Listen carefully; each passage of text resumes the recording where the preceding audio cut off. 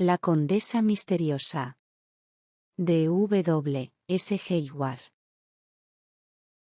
Doblé una esquina que me era familiar, y pronto estaba recorriendo las conocidas avenidas de Whitehall.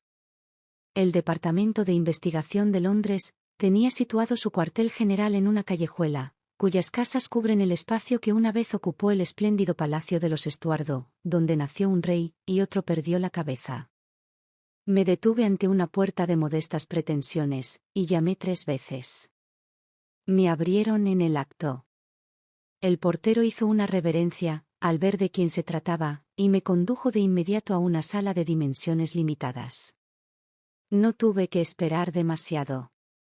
De una sala interior, salió un hombre de escasa envergadura, pero con unos ojos agudos y escrutadores, como los de un hurón, que me dio un apretón de manos, frío y profesional, antes de pedirme que tomase asiento. La frente le sobresalía un poco, muestra del talento que sin duda poseía. Todo aquel que lo conocía personalmente, o tenía noticia de su reputación, lo admiraba, pues llevaba a cabo las difíciles tareas de un cargo espinoso, con incansable industria, y una habilidad y perseverancia, dignas de elogio. No delegaba nada en los demás, salvo, por supuesto, la mera ejecución.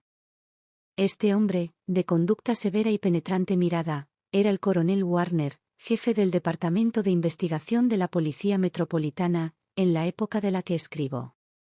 Se empezó a contratar a mujeres como detectives, a petición suya.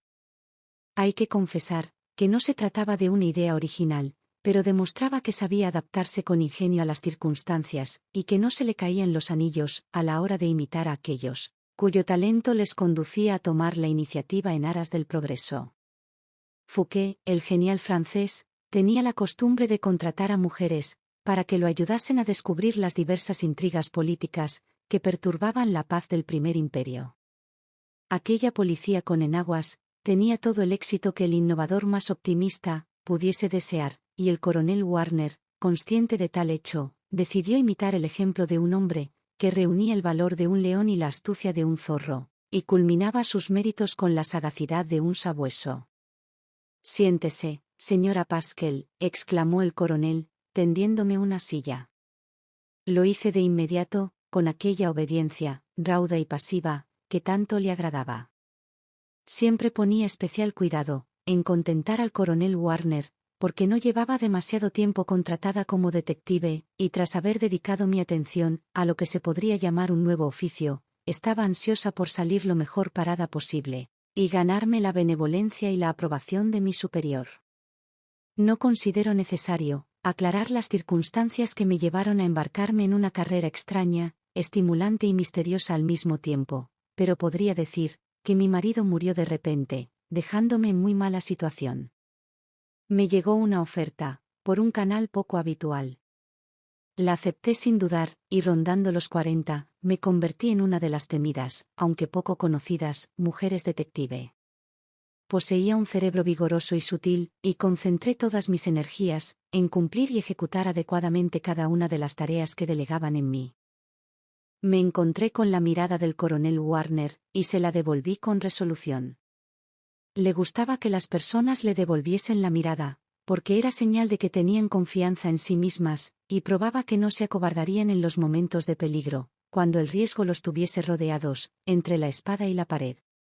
Yo era de buena cuna, y contaba con una selecta educación, de modo que, como una actriz reconocida, podía representar mi papel en cualquier drama en el que se me ordenase participar. Mis dramas, sin embargo, eran los de la vida real, no las representaciones miméticas que se dan en los escenarios. Los papeles que tenía que representar requerían valor y fuerza, astucia y confianza, recursos ilimitados, y otras numerosas cualidades que los actores ignoran por completo.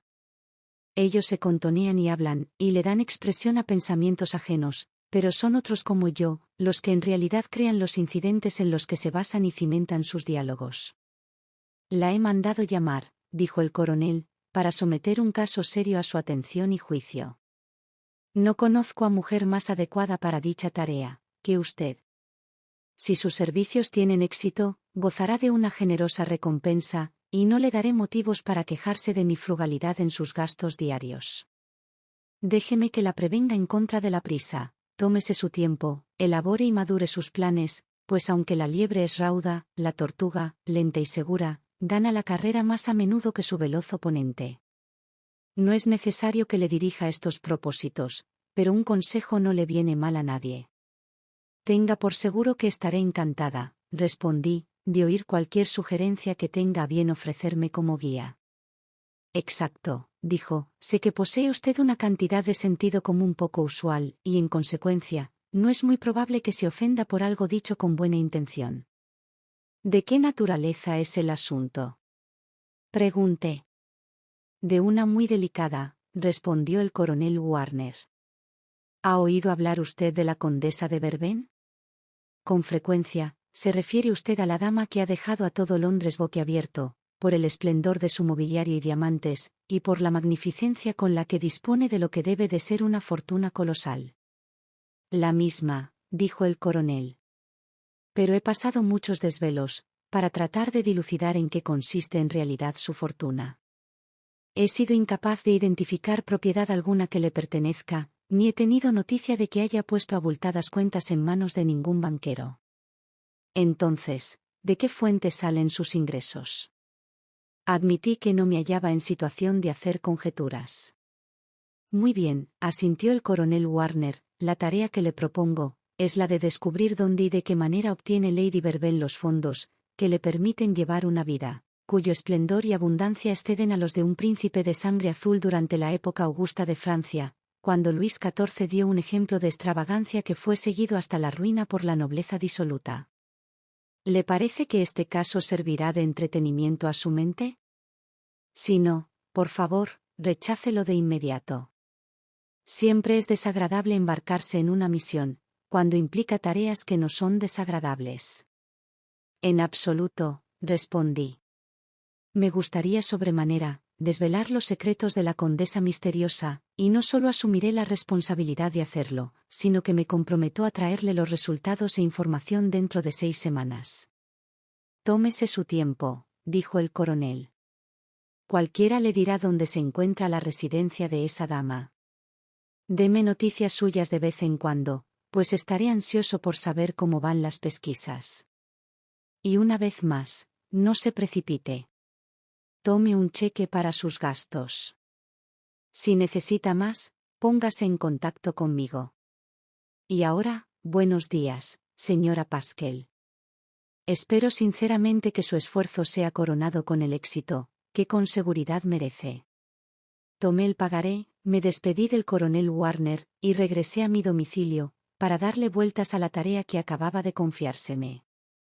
Imaginé que la mejor manera, y la más segura, de desvelar los misterios que rodeaban a la condesa de Verben, sería poner el pie en su hogar, bien como sirvienta, bien en calidad de cualquier otra cosa, que me permitiese espiar sus acciones y vigilar sus movimientos, con la mayor atención y cercanía. Albergaba la certeza de que el coronel Warner poseía algún motivo excelente para querer desenmascarar a la condesa, pero era un hombre que siempre te impulsaba a encontrar tus propias herramientas, y a hacer tu trabajo con la menor ayuda posible por su parte. Te decía lo que quería que hicieses, y no quedaba más que ir a por ello. La condesa de Verben era la joven y hermosa viuda del viejo conde homónimo. Actuaba en los escenarios, cuando el infausto noble la tomó por esposa. Las extravagancias que el conde se permitía, además del fracaso de sus especulaciones con acciones de ferrocarril, lo arruinaron, y era vox populi que cuando murió, con el corazón destrozado, sus ingresos se habían visto muy mermados, hasta el punto de que, cuando su viuda comenzó a llevar una vida alegre y lujosa, más de uno sacudió la cabeza con severidad, y la gente se preguntó cómo lo conseguía. No se pensaba 2 veces el pagar 1000 libras por un par de caballos de carruaje, y los comerciantes se alegraban sobremanera cuando algún objeto valioso e inusual se cruzaba en su camino, pues estaban seguros de que la condesa de Verben lo compraría de inmediato. Un cuadro extraordinario, o una peculiar piedra preciosa de gran valor, eran el tipo de objetos que compraba sin una queja, pagando el precio que le pidiese el propietario, sin intentar siquiera rebajar un penique. En persona, se trataba de una inaudita combinación de hermosura y talentos. Incluso las mujeres admitían que era bella, y los hombres se deshacían en elogios. Formaba parte de la mejor sociedad, y las personas de mayor rango y posición social más elevada, estaban encantadas de que se les invitase a sus fiestas magníficas y exclusivas. Fanny, condesa de Verben, sabía muy bien que si se desea triunfar en el alegre y voluble mundo de la alta sociedad, hay que tener mucho cuidado con respecto a quien se deja entrar en casa. Puede ser conveniente, y hasta necesario, invitar a cenar de vez en cuando al abogado, pero hay que abstenerse de invitar el mismo día a un amigo duque, pues su excelencia nunca perdonaría un desliz de esa envergadura. El abogado iría contándoles a sus amigos en qué aristocrática compañía había cenado. La casa adquiriría la reputación de ser fácil, y los conocidos, que verdaderamente merecen la pena, no volverían a visitar una casa en la que cualquiera era recibido con la misma cordialidad que ellos mismos habían disfrutado. La condesa de Verben ocupaba una enorme mansión en una de las plazas nuevas, pero aristocráticas de Belgravie. Se trataba de una construcción de altura imponente, una casa que hacía esquina, repleta de ventanas, balcones, terrazas y jardines cubiertos. Había pertenecido al conde, que se la legó con toda una fortuna en muebles, cuadros selectos y libros valiosos.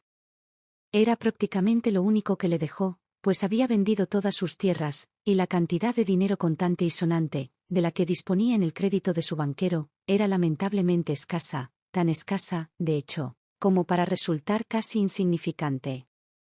El conde llevaba 1 año y medio muerto. La condesa se vistió de negro 6 meses, y cuando expiró dicho plazo, se deshizo del luto, y se lanzó de lleno al júbilo y la disipación que aquella Babilonia moderna podía ofrecerle. La condesa era muy hábil y versátil, tan capaz de hablar de temas abstrusos con el miembro de una sociedad científica, como de conversar con uno de sus amigos patricios, sobre las cualidades de la última moda que se había diseñado en París. Así pues, una mañana, tras haber obtenido toda la información que acabo de detallar, me atavié con la indumentaria más simple que pude encontrar en mi guardarropa, que era tan extenso y estaba tan lleno de disfraces, como el de un sastre de teatro. Deseaba parecer una sirvienta desempleada. Mi idea era presentarme como doncella o ayudante de ama de llaves. No me importaba qué cargo tomar, siempre que pudiese plantar el pie en aquella casa. Cuando me acerqué al hogar de Lady Verben, me dejó boquiabierta su majestuosidad y lo imponente de su apariencia. Para mi agrado, vi jardineras de porcelana en las ventanas, repletas de las flores más selectas. Se había contratado a un horticultor y floricultor, para que se encargase de cambiarlas 2 veces por semana, con el fin de que nunca apareciesen mustias o fuera de temporada. Me deleité observando cómo las plantas trepadoras se extendían de modo salvaje, exuberante, tropical, por los espaciosos balcones, y extraje un singular placer de contemplar los naranjos, que crecían en amplios maceteros de madera, cargados de fruta amarilla. Distinguía levemente su esplendor y su brillo, a través de las cristalinas ventanas del jardín cubierto, que se hallaba junto al porche, protegiendo de ese modo la entrada por la puerta principal. Envidié a aquella actriz de éxito, y todas las cosas que parecía poseer, y me pregunté, ¿por qué tenía ella mucha más suerte que yo? Pero un momento más tarde, me alegré de no ser, al igual que ella, objeto de sospecha y desconfianza por parte de la policía, y de no tener a ninguna detective siguiéndome la pista. Me prometí que aquel esplendor no duraría demasiado, y que en aquellos salones cubiertos de oro, y en aquellos zaguanes de techo alto, en los que reinaban el júbilo, las canciones y el gozo, pronto no habría más que llanto y rechinar de dientes. Bajé los escalones hacia las dependencias inferiores, e incluso allí, encontré un rastro de refinamiento y buen gusto, pues una pequeña jardinera con reseda adornaba el alféizar de todas las ventanas, y una amplia enredadera de Virginia tendía sus finas ramas contra la pared de estuco. Solicité una entrevista con el ama de llaves, y pronto me hallé en su presencia. Le expuse mi necesidad de hallar colocación, y le pedí que considerase favorablemente mi caso. Negó con la cabeza, y me dijo que se temía que no había vacante alguna disponible de momento, pero que si tenía bien volver a pasar en otra ocasión, podría quizá proporcionarme una respuesta más propicia. Sabía perfectamente cómo tratar a una dama de su categoría. Los criados de las familias nobles se suelen aplicar en reunir una suma de dinero, cuyos beneficios les permitirán retirarse cuando, tras años de duro trabajo, suspiran por un merecido descanso. Por lo general, tienen un calcetín cuidadosamente escondido, cuyo contenido ayudará a su poseedor a amueblar una fonda o a hacerse cargo de una taberna, cuando llegue el momento en que vean adecuado afirmar su independencia, y retirarse de la servidumbre que, si llevan tanto tiempo tolerando, es únicamente con ese fin. Armada pues con tan exhaustivo conocimiento de clase, saqué un billete de 5 libras y le dije al ama de llaves que me alegraría regalárselo, si usaba la influencia que yo estaba segura de que poseía, para procurarme la situación que tanto deseaba yo obtener. Mi oferta relajó la sequedad de aquella mujer. Me pidió las referencias y se las di sin problemas, porque, en un trabajo como el mío, siempre era posible arreglar cuestiones tan simples como documentos falsos y cosas por el estilo, que podían obtenerse sin ninguna dificultad. De resultas de nuestra entrevista, me contrataron como tercera doncella de la señora, con un salario de 15 libras al año. Mi misión no podía empezar de mejor manera. Ocupé mi nuevo puesto en menos de una semana, y pronto tuve la oportunidad de observar el comportamiento de la condesa de Verben, que en ocasiones se mostraba inquieta y alterada. Con frecuencia, su actitud revelaba preocupación y entonces, estaba lo que se suele decir ausente. Había que dirigirse a ella 3 o 4 veces, antes de obtener una respuesta. No parecía oírnos. Alguna cuestión de peso ocupaba su atención, y estaba tan absorta en su reflexión, que no podía otorgar ni un solo pensamiento a los objetos externos. Era muy joven, apenas habría cumplido los 25, y no daba muestras siquiera de haber llegado a esa edad. No era una de esas aristócratas soberbias, secas y altaneras, que se ven en el parque, recostadas en sus carruajes abiertos, como si arrojasen su manto de desdén y desprecio sobre aquellos que van caminando. No tenía un aspecto pálido, desvaído y bilioso, por el contrario, era rechoncha y gordezuela, con un leve tono rosado en las mejillas, hablo del color natural, no del tinte artificial, cuyos perniciosos componentes se aplican a las mejillas demacradas. De vez en cuando, adoptaba un aire jovial y positivo, como si la vida la tuviese cautivada, y obtuviese el más intenso placer de su existencia en este mundo, en el que la mayoría de las personas sufrimos más golpes y tropiezos, que acontecimientos de naturaleza gratificante. Aunque fingía no hacerlo, yo la observaba con gran atención, y el resultado de mi vigilancia fue el hallarme en posición de poder jurar ante cualquier tribunal del mundo, que según mi opinión, tenía un secreto que le pesaba, que aplastaba su espíritu joven y elástico, un secreto que, agazapado en su pecho como una pesadilla, le impedía descansar por culpa de terribles visiones. En sociedad, no dejaba entrever nada de todo esto. En compañía de los demás, siempre resplandecía, en casa, en su aposento, con las sirvientas gravitando a su alrededor, daba rienda suelta a sus arrebatos de melancolía, y demostraba que todo espejo tiene su lado opaco. La naturaleza ha creado así a algunas personas, podrían hallarse en el cráter de un volcán inclinado a las erupciones continuas, y aunque tuviesen perfecta conciencia del peligro de la situación en que se hallan, no se inmutarían demasiado. En mi modesta opinión, el suelo que pisaba la condesa de Verben estaba minado, y ella lo sabía, pero había adoptado el falaz lema según el cual hay que vivir la vida intensamente, pues es corta. Había algo muy misterioso en ella, y me prometí con la mayor resolución, que descubriría la naturaleza del enigma, antes de que transcurriesen demasiados días.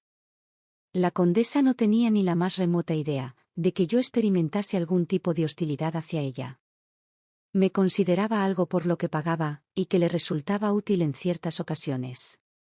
Tengo la impresión de que me miraba de un modo muy parecido al que una dama sureña de los Estados Unidos emplea para mirar a una esclava, una cosa que debe atender a su vanidad y obedecer sus órdenes.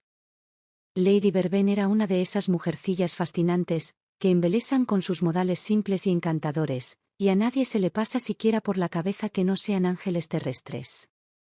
No obstante, si alguien llegase a conocerlas en profundidad, descubriría que tienen voluntad y carácter propios, que son capaces de llenar de desgracia e infelicidad la vida de un marido, obligado a inclinarse ante sus más mínimos deseos, y aguantar sus frívolos caprichos. Con frecuencia se mostraba tiránica con sus criadas, y hacía que la orden más trivial fuera respetada al pie de la letra, so pena de su soberano disgusto. Un día me golpeó en los nudillos con un cepillo del pelo, porque de forma accidental la pinché en la cabeza con un pasador. No dije nada, pero saboreé la idea de la represalia. Una noche, la vestimos para la ópera. Tenía un aspecto encantador, pero era tan graciosa su actitud, tan agradable su comportamiento y tan irreprochable su gusto, que le resultaba imposible posar la mirada en nada que no fuese ella misma. Pascal, me dijo. Sí, Señora, contesté. Volveré a casa algo antes de las 12, espéreme despierta. Sí, señora, contesté de nuevo, repitiendo en el monótono tono de un papagayo, como se supone que deben hacer los criados, cuando hablan con quien ejerce autoridad sobre ellos. Fue una noche larga y aburrida, no había mucho que hacer, así que cogí un libro e intenté leer, pero aunque trataba de concentrar mi atención en la página impresa, era incapaz de conseguirlo. Me embargaba el convencimiento de que aquella noche habría de hacer algún descubrimiento importante. Es algo singular, pero los eventos venideros siempre arrojan su sombra en mi mente, antes de ocurrir de veras. Toda mi vida he tenido la intuición de que ocurriría esto o aquello, antes de que tuviese lugar de modo cierto. Eran las 12 bastante pasadas, cuando la misteriosa condesa regresó a casa. Los encantos de la ópera debieron de retenerla hasta el último momento, a no ser que se hubiese encontrado con alguna compañía entretenida, que la distrajese de la hora con suaves parlamentos y frases tiernas, de esas que solo los amantes saben inventar y murmurar. Comencé a desvestirla, pero una vez que le retiré la capa, me pidió su salto de cama, y me dijo que fuese a traerle un café. El cocinero se había ido a la cama, y me resultó algo difícil conseguir que el agua hirviese. Sin embargo, al final logré preparar el deseado brebaje, y lo llevé a la planta de arriba. Cuando entré en su alcoba, la condesa se hallaba muy concentrada haciendo cálculos, o eso me pareció, en un librito encuadernado en tafilete, que exhalaba un olor parecido al de una papelería. Podía estar escribiendo poemas, o ajustando la trama de una obra de teatro, pero se detenía a cada rato, como quien se lleva algún decimal, como suelen hacer los matemáticos, que no tienen una máquina de calcular a mano. Cuando dejé el café en la mesa, dijo: «Puede retirarse, Pascal. Buenas noches». Respondí como correspondía y la dejé, pero no para retirarme a mis aposentos ni para dormir. Me quedé merodeando por el pasillo a escondidas, pues sabía muy bien que era poco probable que me encontrase con alguien por allí, a esas horas tardías, y quería vigilar a mi señora aquella noche, pues estaba convencida de que sería prolífica en acontecimientos de asombrosa naturaleza. Era una noche algo fría, pero no me importó. Tras resguardarme como pude en la sombra de un umbral, me quedé esperando, con la cantidad de resignación y paciencia que la ocasión requería, pero a las que tan acostumbrada estoy, debido al ejercicio de mi profesión. Alrededor de media hora más tarde, la puerta de la alcoba de la condesa de Verben se abrió. Agucé el oído, mientras contenía la respiración, sin atreverme a mover un músculo, por miedo a que se descubriese mi proximidad. ¿Cuáles no serían mi sorpresa y mi asombro, al ver salir a un hombre del cuarto? Llevaba una luz en la mano, con cuya ayuda comenzó a descender un tramo de escaleras. Me froté los ojos para comprobar que no estaba dormida, soñando, pero no, estaba completamente despierta. Me imaginé que el hombre debía de haberse ocultado en algún lugar del aposento, pues yo no había visto rastro de él, durante el tiempo que pasé en la alcoba. Era de escasa corpulencia e iba vestido de modo extraño, como si no fuese un caballero, sino un criado con librea. Aquello me dejó aún más estupefacta. No obstante, a lo largo de mi vida, ya había sido testigo de algunas cosas, que en un principio parecían inexplicables pero que, una vez analizadas por la serena luz de la razón, y diseccionadas por el agudo filo del juicio, en breve resultaban tan claras como un sol de mediodía. El hombre que yo tenía ante mí, bajando despacio y con paso cauto la escalera, era un hombre de estatura baja, y la ropa que llevaba le quedaba ancha, lo cual parecía indicar que no la habían cosido para él. Las mangas le quedaban larguísimas. Aquello reforzaba aún más la suposición de que podía tratarse de una indumentaria comprada precipitadamente en cualquier tienda barata, cogiéndola al azar, sin pararse siquiera a comprobar la talla. Dejé que el hombre llegase al final de la escalera, antes de comenzar a perseguirlo. Había practicado a menudo en casa, en plena noche, el arte de deslizarme a escondidas con cuidado y precisión, para adquirir pericia y experiencia, en una habilidad tan útil para un detective. Bajé escalón a escalón, y distinguía la figura, doblando una esquina que la ocultaba de mi vista, pero, mientras lo hacía, procuré echarles un vistazo a sus rasgos. Di un brinco y me entraron ganas de gritar. Una espantosa máscara negra le cubría por completo las facciones. No fueron de envidiar las sensaciones que experimenté durante muchas largas noches posteriores, pues aquella careta oscura y fúnebre se me quedó grabada en la mente, de modo casi indeleble, y 1 o 2 veces me desperté en la cama, temblando y cubierta de un sudor frío, imaginándome que la máscara negra se inclinaba sobre mí, para ponerme una pistola cargada contra la cabeza, amenazando mi vida si no cumplía con alguna exigencia endiablada, a la que yo sentía que no podía corresponder. Tras recobrarme lo mejor que pude, me remangué el vestido, y de puntillas, seguí a la máscara negra. Bajó aún más. Sostenía la luz ante sí, y en ocasiones miraba a su alrededor, para comprobar si alguien le seguía.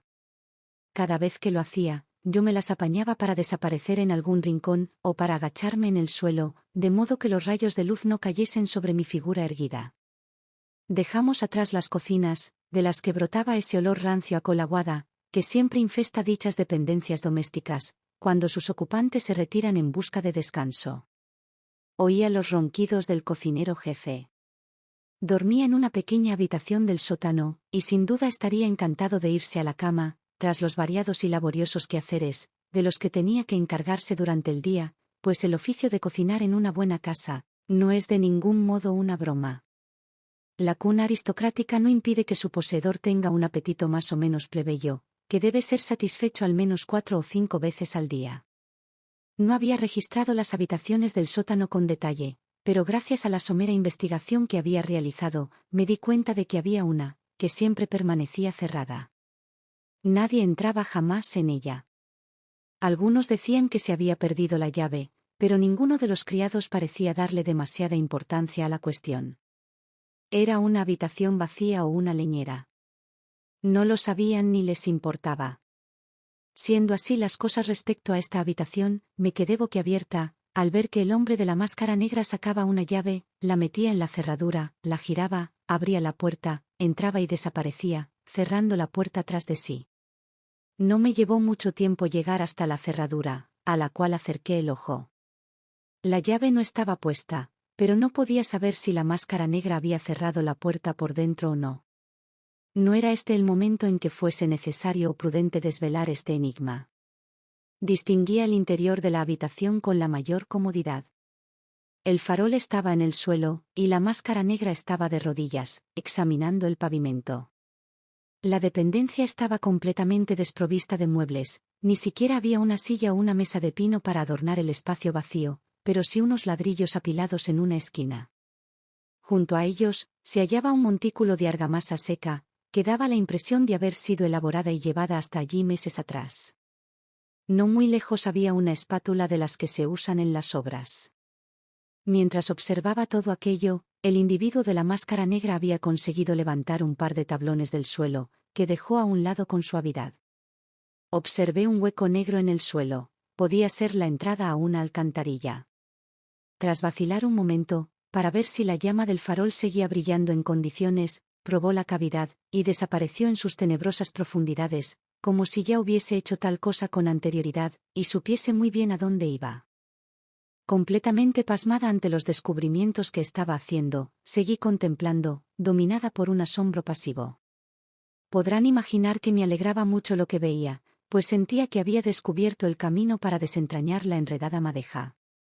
Cuando había transcurrido lo que consideré un lapso de tiempo adecuado, probé el pomo de la puerta, que giró sin dificultad. Un ligero empujoncillo bastó para que la puerta comenzase a girar sobre los goznes, otro, más vigoroso, para franquearme el paso a la habitación. Todo estaba en penumbra. Me puse de rodillas, y me arrastré con la mayor cautela, en dirección al hoyo del suelo. Medio minuto de búsqueda, me llevó hasta él, y hundí la mano tratando de encontrar un lugar para posarla. Luego me ocupé de tantear las paredes del pozo, para descubrir si había alguna escalera, de cuyos escalones pudiera servirme, para seguir a la máscara negra. Por fortuna, la había. Satisfecha con tal hecho, me despojé con toda la rapidez posible del pequeño miriñaque que llevaba, pues consideré que sería un estorbo para moverme. Cuando me hube librado del molesto adorno, y lo hube tirado al suelo, me incliné hacia el agujero y comencé el descenso.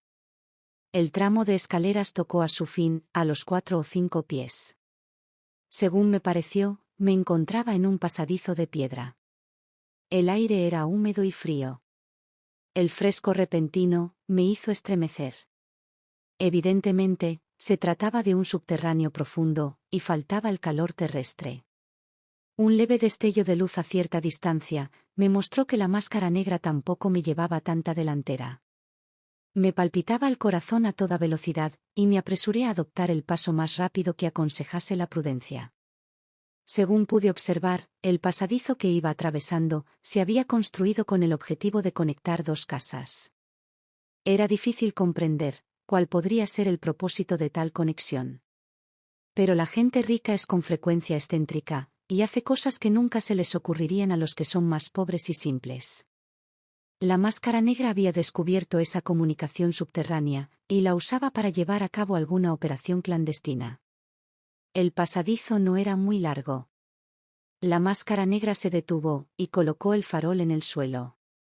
Yo también hice una pausa, por miedo a que el ruido de mis pasos pudiese alarmar al misterioso individuo al que perseguía.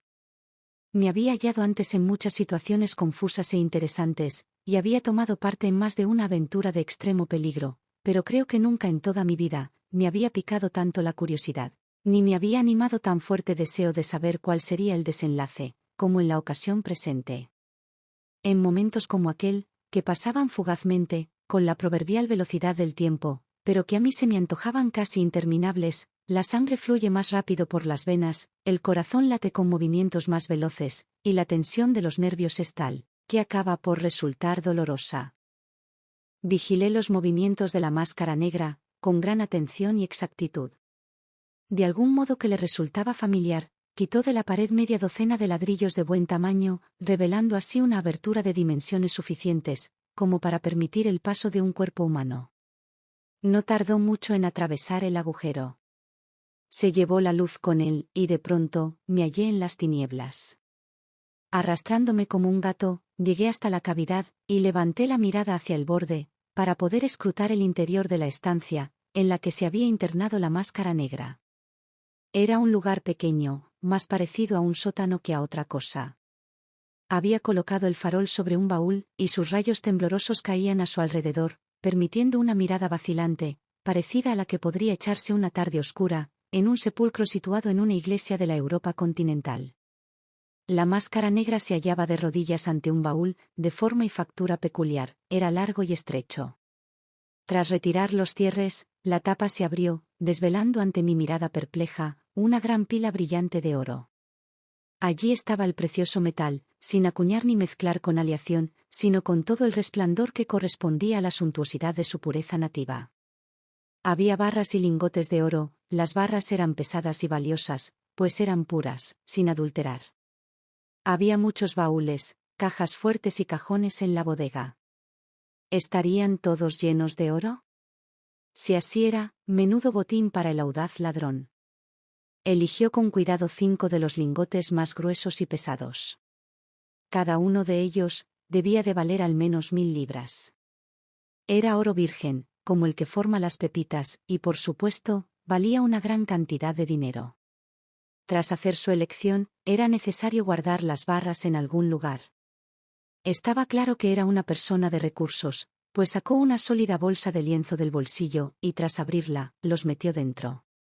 Pero, mientras lo hacía, se le cayó la máscara de la cara. Y antes de que pudiese volver a colocarse la horrible careta, descubrí que el rostro que había estado oculto tras ella, era el de la propia condesa de Verben. Con una ahogada exclamación de enojo, ésta volvió a colocarse la máscara, y prosiguió su tarea. Yo me sonreí débilmente, cuando vi quién era realmente el ladrón de medianoche, cuyos pasos había seguido con tanto éxito, cuyos movimientos había vigilado con tanto acierto. No serían necesarias demasiadas visitas a aquella cámara del tesoro, pensé para mis adentros, para amasar unos magníficos ingresos, y luego me pregunté con estupor, ¿qué sería aquella bodega, y cómo habría llegado allí aquel tesoro, vasto y casi incontable? Preguntas fáciles de plantear, pero ni mucho menos tan fáciles de responder. En aquel momento, mi atención se concentraba única y completamente en la condesa. Me llevaría un buen rato de la mañana siguiente, especular sobre las causas de los acontecimientos de los cuales fui testigo. Tras ocultar los lingotes en la bolsa de lienzo, la condesa misteriosa se puso de pie, e hizo un amago de ponerse en marcha. En aquel momento, algo turbó mi mente. ¿Sería mejor que diese la alarma, o que permaneciese en silencio? En el supuesto de que gritase, ¿quién podría oír mi exclamación, o responder a mi genuina petición de ayuda y auxilio? Quizá la condesa fuese armada. Por mucho que pareciese una aventurera desesperada, era muy probable que llevase con ella algún arma que, se podía presumir, no dudaría en usar si se viese arrinconada, y en tal caso, aquel pasadizo solitario, cuyos recovecos con toda probabilidad solo ella y yo conocíamos, guardarían para siempre de ojos curiosos mis huesos y mi calavera emblanquecidos. No era una reflexión particularmente agradable, y me di cuenta de que era necesario andarse con cuidado. Me imaginé que podría volver a la leñera, antes de que la condesa me diese alcance, porque tendría que echar la tapa del baúl y los cierres. Una vez hecho aquello, se vería obligada a colocar de nuevo los ladrillos que había quitado de la pared, tarea que le llevaría un buen rato, y ocuparía su atención mientras yo escapaba. Había recabado la información que deseaba, y estaba perfectamente satisfecha con el descubrimiento que había hecho. La condesa era sin duda una ladrona, pero haría falta algo de pericia para llevarla ante un tribunal. No obstante, yo me preciaba de destacar en esos tipos de habilidad y astucia. Tras emprender una rápida retirada, recorrí cierta distancia, pero, para mi sorpresa, no encontré la escalera. ¿Me habría equivocado? ¿Sería posible que hubiese tomado un desvío erróneo? Las ramificaciones de aquel pasillo me resultaban ajenas por completo. Me asaltó un violento temblor, pues en mi mente surgió la sospecha de que hubiesen podido encerrarme en el sótano. Me detuve un momento a pensar, y me apoyé en la pared húmeda y viscosa en actitud reflexiva. Sin luz, no podía distinguir dónde estaba, o en qué dirección me convendría más moverme. Dudaba sobre si sería mejor seguir sin inmutarme, quedarme donde estaba, o volver sobre mis pasos. Me inclinaba con fuerza por la última opción. Mientras seguía dándole vueltas al asunto, apareció una luz a mi izquierda. Era la que llevaba la condesa de Verben. Por tanto, yo me había equivocado. El pasadizo se prolongaba, y yo no había tomado la bifurcación correcta. La condesa estaba colocando de nuevo los ladrillos, de modo que me vi forzada a permanecer totalmente inmóvil, y eso hice. Tras terminar su tarea, volvió a levantar la bolsa, cuyo valioso contenido apenas podía acarrear. Yo me encontraba en una posición crítica. La condesa volvería a colocar los tablones, sin lugar a dudas, y quizá los asegurase de algún modo, que me impidiese escapar como ella había hecho. Mi única oportunidad estribaba en llegar a la escalera antes que ella, pero ¿cómo podría hacerlo, si ella se hallaba entre la escalera y yo? Tendría que atacarla súbitamente, tirarla al suelo y pasar por encima de su cuerpo tumbado, todo lo cual era imposible. Me hallaba, pues, indefensa. Yo no albergaba dudas de que ella fuese armada. Tendría, entonces, que correr el riesgo de que me hundiesen un par de pulgadas de frío acero en el cuerpo, o de que una onza de plomo se abriese paso entre los ventrículos de mi corazón, y ninguna de estas dos opciones me agradaba en absoluto. Suspiré por tener en mi poder un revólver, y me reprendí por no haber tomado la precaución de venir armada.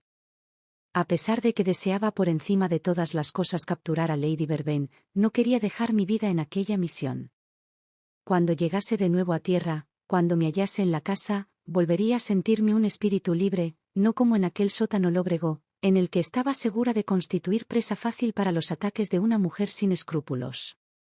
Lady Verben siguió su camino a paso ligero, lo cual demostraba que había cumplido su objetivo, y estaba ansiosa por volver de nuevo a su alcoba, para alcanzar así un puerto seguro. En cuanto a mí, me resigné a mi destino. ¿Qué otra cosa podía hacer? Atacar a la condesa sería el desencadenante de una muerte instantánea, o eso creía. Sería como arrojarse sobre una espada, o dispararse una pistola apretada contra el pecho. Se abalanzaría hacia mí como un tigre, y con objeto de salvarse de las terribles consecuencias de su crimen, no dudaría un instante en matarme. Seguí a la condesa de Verben despacio, a distancia, pues no me atrevía a acercarme más. Normalmente era prolífica en recursos, y pensé que sería capaz de encontrar alguna solución al dilema. No era mujer de una sola idea, y si una flecha no daba en el blanco, siempre llevaba otra, lista para la acción, en mi bien surtida aljaba. Sin embargo, no pude evitar sentir una punzada de duda e incertidumbre, cuando vi que la condesa subía la escalera, y desaparecía por la abertura del suelo. Estaba sola en el sótano, abandonada a mis propios recursos. Esperé en plena negrura, con un estado de ánimo en absoluto envidiable, hasta que pensé que la condesa había tenido tiempo suficiente de abandonar el lugar. Entonces, avancé a tientas por la escalera, y la subí. Llegué hasta los tablones, y los empujé con todas mis fuerzas, pero no fui capaz de moverlos. Mis repetidos esfuerzos fueron en vano. Cansada y exhausta, me apoyé en las losas que pavimentaban el pasadizo, y puse a trabajar mi mente, en busca de algún medio para escapar de tan desagradable situación. Si no podía encontrar forma alguna de salir, estaba claro que languidecería horriblemente durante un tiempo, antes de morir de inanición. Ni era una perspectiva halagüeña, ni yo la consideraba como tal. Me había convencido de que era imposible escapar a través del suelo, ya que la condesa de Verben había asegurado de algún modo los tablones. De repente, una idea me atravesó la mente con la vívida rapidez del rayo. Podía retroceder por el pasadizo, y empujar todos los ladrillos a mi paso. De ese modo, descubriría cuáles eran los que le permitían a la condesa la entrada al sótano, donde se hallaban los lingotes de oro macizo. No albergaba ninguna duda de que tan preciada reserva recibiría ocasionales visitas de sus dueños, y de que no solo me liberaría de mi cautiverio, sino que desvelaría el misterio, que en aquel momento me desconcertaba. Estaba deseosa de conseguir ambos objetivos, así que me puse manos a la obra, y recorrí de nuevo las dimensiones limitadas del pasillo, que llevaba al lugar donde se ocultaba tan vasta cantidad de oro. Me tomé inmensas molestias, pues palpaba cada ladrillo por separado, y tras pasar los dedos por su rugosa superficie, les daba un empujoncito para ver si cedían. Al fin, para regocijo mío, toqué uno que se movía, le di un empujoncito más firme, y cayó al suelo, al otro lado, con un estruendo desagradable. Los demás los saqué con más cuidado. Cuando conseguí quitarlos todos, entré en la cámara del oro, del mismo modo en que había entrado la condesa, y me detuve a felicitarme por haber conseguido mi propósito. El ladrillo, al caer, había provocado un estrépito, que había reverberado en el sótano, causando ecos cavernosos, pero no podía suponer que aquello desencadenaría las consecuencias que siguieron. Mientras consideraba qué debía hacer, oí un ruido en una esquina del sótano, donde más tarde sabría que se situaba la puerta. Siguió un momento de jadeante expectación, y después unas luces cegadoras relampaguearon ante mí, obligándome a cerrar los ojos involuntariamente. Unas crudas voces resonaron en mis oídos, unas manos brutales me agarraron con fuerza, y me vi prisionera. Cuando recobré la facultad de la vista, estaba rodeada por 3 vigilantes y muchos policías. Me esposaron. Protesté ante tal indignidad, pero las apariencias jugaban en mi contra. «Estoy dispuesta a ir con ustedes», exclamé con voz tranquila, pues sabía que a largo plazo no tenía nada que temer. «Pero, ¿por qué darme tan mal trato?» «Solo estoy cumpliendo con mi deber», respondió uno de los policías, que parecía estar al mando. «¿Por qué me arrestan?», inquirí. «¿Por qué?». «Mira qué bromista», respondió. «Responda a mi pregunta», insistí yo, con dignidad.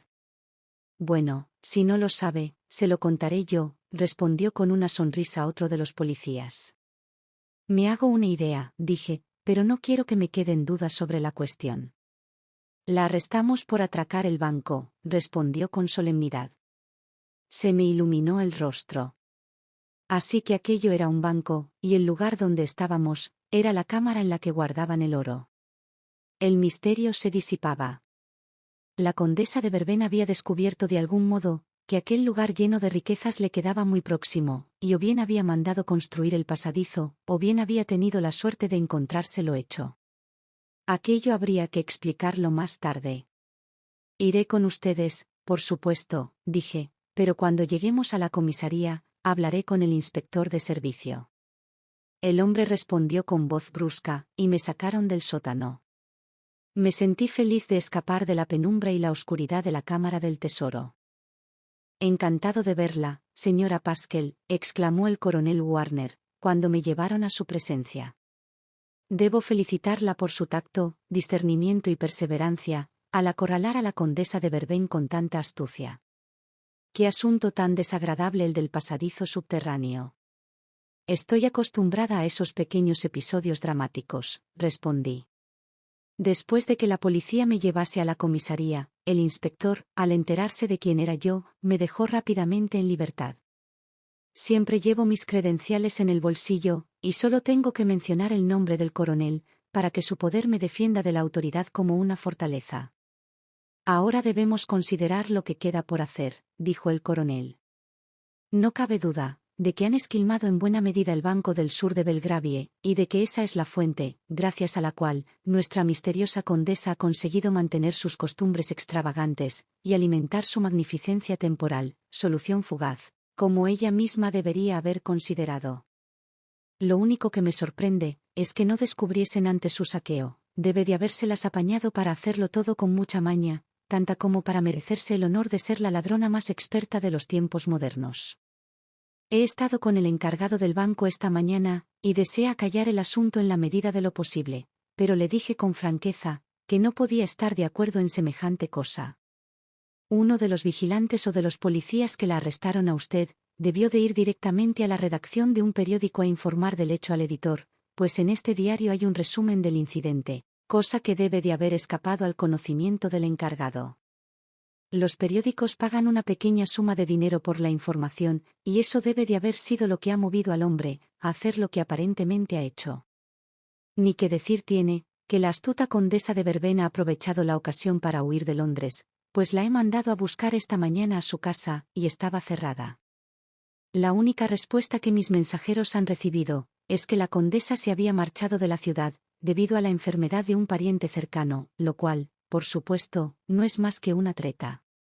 Está claro, respondí, que se ha alarmado y pretende desorientarnos.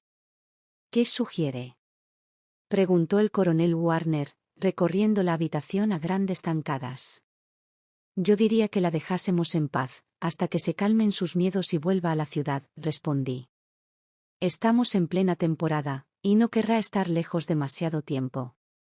No estoy de acuerdo con usted, señora Pascal, replicó el coronel, irritado. ¿De veras? ¿Por qué no? Por muchas razones. En primer lugar, podría escaparse del país con el botín. ¿Qué le impediría abandonar su casa y sus muebles, y marcharse al extranjero con las ganancias? Hay algo de verdad en eso, dije, más que convencida de que el coronel estaba enfocando el caso de modo correcto. Muy bien. La segunda razón es que más vale pájaro en mano que ciento volando. Proverbial, pero cierto, pensé para mí. En tercer lugar, desearía recuperar la mayor parte posible de la propiedad robada. Un criminal con las manos llenas vale más que uno de vacío. ¿Me propone que la siga?, pregunté. Sí, ciertamente. En ese caso, dije, cuanto antes empiece mejor. Empiece de inmediato, si sus planes se lo permiten. Los criados no son intachables, y a fuerza de investigar la mansión de la condesa, no albergo la menor duda de que se enterará usted de algo que encontrará de utilidad. En menos de una semana, coronel, contesté con confianza, la condesa de Vervain estará en manos de la policía. En manos de la policía. ¡Qué frase tan terrible! Llena de un significado y una importancia horribles, evocadora de prisiones y confinamientos solitarios, repleta de visiones de trabajos forzados, y de un largo y agotador encierro. Confío en usted, dijo el coronel Warner, estrechándome la mano. Dentro de 7 días espero el cumplimiento de su promesa. Asentí y abandoné la oficina, en la que se dirimían asuntos de tanta importancia para la comunidad, y que en 9 de cada 10 casos se resolvían con éxito. No obstante, el salario que aquel hombre recibía de una nación agradecida, o mejor dicho, de su gobierno, eran unas escasas 1000 libras al año, mientras que muchos ganan el triple de esa suma por no hacer nada. Lo primero que hice fue volver a casa de la condesa de Vervain. Estaba cerrada, pero aquello solo significaba que las persianas estaban echadas, y las contraventanas cerradas en la parte delantera. La mayor parte de los criados seguían allí, y estuvieron encantados de verme. Se imaginaban que me habían dado vacaciones, o que había ido a cumplir algún encargo de la condesa. Busqué de inmediato al ama de llaves. Bien, Pascal, dijo, ¿qué quiere? He ido a buscar algo de dinero para la condesa, que me mandó a la ciudad con ese objeto, respondí con atrevimiento, y me dijo que debía venir a verla a usted, darle 10 libras, y que usted me daría su dirección, pues deseaba que yo la acompañase al campo. ¿De veras? ¿Dónde está el dinero? Le di 10 soberanos, al tiempo que le decía. Puedo darle 5 más si quiere, no creo que la condesa los eche de menos. No, tiene mucho dinero. El ama de llaves se apoderó con ansia de los 5 billetes, y me dijo con suavidad que encontraría a la condesa en la abadía de Blinton, en el condado de York, donde había ido a pasar 15 días con unos conocidos aristócratas. Yo siempre cuidaba de mostrarme muy callada, educada y servicial en presencia del ama de llaves, que me consideraba muy inocente, simple y trabajadora. Tras obtener la información que buscaba, me quedé charlando un rato en tono amistoso y agradable, tras lo cual me despedí. Cogí el correo de la noche en dirección al norte. Me acompañaba un comisario de policía, al que confiaba invariablemente el cumplimiento de toda empresa ardua, que necesitara fuerza masculina. Era un hombre sociable, y entre ambos habríamos sido dignos rivales de los ladrones más sagaces del mundo.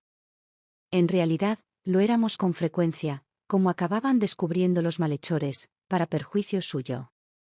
Hay algo en el veloz movimiento de los vagones de ferrocarril, que siempre me resulta de lo más vivificante. Es propio del progreso, y me levanta el ánimo en proporción a la velocidad adquirida, ya sea por prados o bosques, a veces serpenteando en un desfiladero, y luego atravesando un largo y oscuro túnel. ¿Qué puede igualar a un viaje tan mágico? Era de noche cuando llegamos a Blinton. La abadía estaba a 1,5 millas de la estación de ferrocarril. Ni el subcomisario ni yo nos sentíamos con ganas de ir a descansar, porque habíamos echado una cabezada durante el viaje, de la que nos despertamos con fuerzas renovadas. Dejamos nuestras bolsas de viaje, al cuidado de un soñoliento mozo de cuerda, que solo esperaba la llegada del correo nocturno del norte, y a la 1:30 nos pusimos en marcha, para reconocer la posición de la abadía de Blinton. La luna brillaba en todo su esplendor. Cogimos un camino de herradura. No entrañó demasiada dificultad encontrar la abadía, pues seguimos al pie de la letra las instrucciones del mozo de cuerda. Todo se hallaba inmóvil, cuando nuestra mirada imperturbable cayó sobre el venerable edificio, que había soportado los vientos de tantos inviernos, y reflejado los ardientes rayos de innumerables soles de verano. Me conmovió especialmente la capilla, que se alzaba ante nosotros, gris y melancólica, el techo oscuro, los imponentes contrafuertes, el conjunto de fustes, todo desvelaba la grandeza pasada. Nos detuvimos, sobrecogidos por una especie de fervor sagrado. La capilla, el castillo y su torreón, el pálido y argentado resplandor de la luna, la quietud hechicera de la noche, las ventanas almenadas, las aspilleras del techo, todo contribuía a inspirarme tristeza y melancolía. La mano del comisario, que buscaba mi brazo, me sacó de mi ensueño. Sin decir palabra, me llevó a la penumbra de una cavidad, y tras apostarse él mismo y a mí, en sitio seguro, me susurró al oído una única palabra. Mire. Así lo hice, y al echar un vistazo en la dirección que me indicaba su dedo extendido, vi un contorno oscuro, escabulléndose por una puerta lateral de la abadía de Blinton. La figura sombría avanzó a hurtadillas con paso felino, hasta llegar al tronco de un cedro, cuyas ramas siniestras esbozaban una sombra cadavérica, parecida a la del tejo negro, en los terrenos de las iglesias. Entonces, sacó un instrumento punzante, e hizo un agujero, como para enterrar algo. Apenas pude contener un grito ronco de alivio, pues me parecía evidente que la condesa de Verben estaba ocultando el botín ilícito. Bendije mi instinto, que me había impulsado a proponer una visita nocturna a la abadía, a pesar de que siempre escogía el alba para los viajes de reconocimiento. Había llegado a la conclusión general de que los delincuentes evitaban la luz del día, y buscaban el refugio amistoso de una noche, muy a menudo traicionera. En voz baja, le comuniqué al comisario mis sospechas, y él estuvo de acuerdo conmigo. Sugerí que arrestásemos de inmediato a la figura tenebrosa.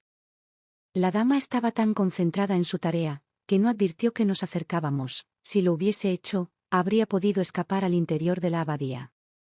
Tuvo la mano fornida del comisario en la pálida garganta, antes de poder pronunciar palabra.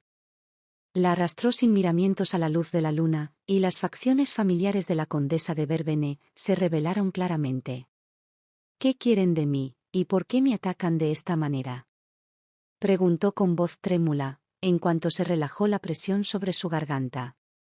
Mientras tanto, yo había cogido una bolsa, la misma bolsa de lienzo que había contenido los lingotes la noche del robo. Aún estaban allí. Cuando oí la pregunta de la condesa, respondí. Los directores del Banco del Sur de Belgravie están impacientes por mantener una entrevista con usted, dije. Levantó la mirada hacia mí, y una expresión de angustia recorrió su hermoso rostro. Me reconoció, y en el acto supo que la habían acorralado. Con un movimiento veloz, tan ágil y raudo que pareció propio de un prestidigitador, la condesa de Verben se llevó algo a la boca. Al momento siguiente tenía la mano de nuevo junto al costado, como si no hubiese pasado nada. Algo que brillaba a la luz de la luna atrajo mi atención. Me incliné a recogerlo. Era un anillo de oro de factura exquisita. Tenía el resorte de la tapa abierto. Lo alcé a la altura de mi cara.